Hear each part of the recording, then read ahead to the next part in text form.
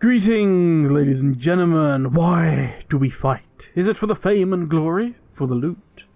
For the transmogs? Now, we're getting somewhere. Or is it for these glorious mounts? Well, the new Mega Dungeon offers all of these things, but mostly we're gonna focus on the mounts and the Quantum Corsair. In fact, it's just gonna be the Quantum Corsair that we're focusing on, in fairness. It's just that. So the Dawn of the Infinite is the new Mega Dungeon added in 10.1.5, and I'm not gonna lie, it's been a ton of fun. I would go so far as to say it's actually probably my favourite Mega Dungeon they've done. Say what? And it's been fun because it's time to see Blizzard messing about and doing things that on a normal dungeon they couldn't necessarily do, so they can have some fun, like bringing back the sexy Gorehowl model that they did, which... It will be mine. Oh yes. It will be mine. But it also means, going back to the Corsair, that the final mount that drops can be something a little special, something not of the norm. Because you see, the Reins of the Quantum Corsair is not one mount, but several, scattered throughout WoW's history. To be precise, one of 16 mounts. And we are going to take a look at each of them now. Just a quick note here. If you are just a complete mount monster and you already have all of these mounts, then this is going to do absolutely nothing for you. It will give you nothing, but because you're a good sport, you can share it with your friends or others part of your pug group. So that's something, isn't it? Oh gee, thanks. So to kick things off, we have the Armoured Raptor, normally from Zul'Gurub. Then, because we're just going to fly through these, because there are a lot, we have the Cartel Masters Gear Glider from Tazavesh, the Veiled Market. The Death Charger's Reins are next, from either Lord Revendale, I always call him Revendale, I don't know why, in Strathholm, a dungeon that we shall be visiting more, I believe, tomorrow.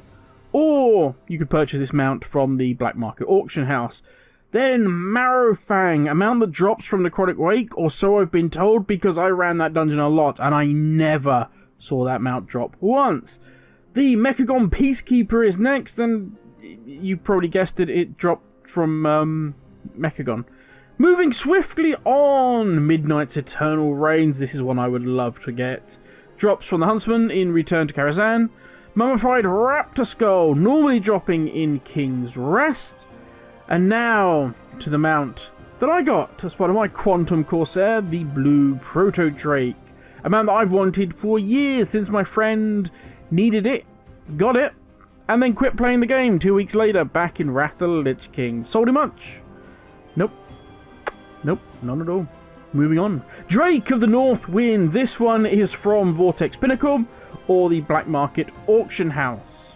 Next, we need to take a second, because I know I said we were going to fly through these as quick as possible, but this one deserves a little bit of respect, because it's a pretty huge mount.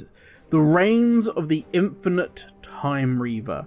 This mount has a crazy low drop chance. It can come from any boss during time walking, and all I will say about this is I really hope that the guy I was doing time walking with a while ago back on PTR, when this mount dropped for him, and he was gutted because, yeah, it was like the only time he'd ever seen it drop, and it was on PTR, and he won it. Yeah, hopefully now, my friend, you can finally get this on live. Next, we have the Stone Drake, dropping from Stonecore, or available on the Black Market Auction House.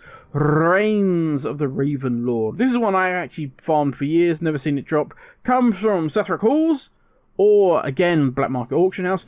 Sharkbait's favourite crackers is up next, giving you, yeah, you guessed it, Sharkbait as your very own mount. Normally from Freehold, as if anyone needed telling. Next up, we have the Swift White Hawkstrider, easy for me to say, from either Magistrar's Terrace or, once again, Black Market Auction House. Whew, deep breath, we're almost at the end now. We have the Swift Zulon Panther, a mount that I have farmed for ages, and it's been shown plenty of times in videos that I've done in the background, just footage of me running Zul'Gurub over and over again. Oh, spoilers, yeah, comes from Zul'Gurub, exactly the same as the Raptor at the start of our list. And finally, a mount that I gave away and now very much regret it, the Crag Harness. giving you the Underrot Krog. This is a mount I still really want because it's going to complete the whole look of my WoW Squib Herder Survival Hunter.